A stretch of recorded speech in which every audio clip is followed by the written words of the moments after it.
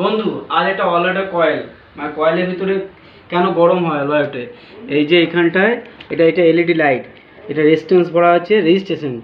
আর এটা মানে এটা এটা একটা একটা হিটিং মানে কন্ট্রোলার, মানে কিছু হলে এটা কয়েলটা কেটে যাবে, হিট সিং কন্ট্রোলার। আর এটা হচ্ছে কয়েল, এর ভিতরে কয়েলটা সিস্টেমটা করা থাকে। এই যে এই কয়েলটা এখানে এখানে কয়েলটা ঢোকে আর তখনই গরম হয়। কয়েলের ভিতরে কী আছে দেখি,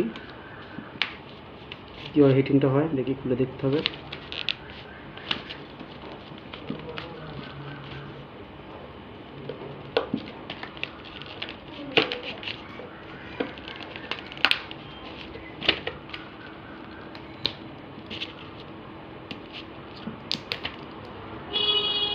হ্যাঁ, এই যে কয়েল, এখানে কয়েল আছে।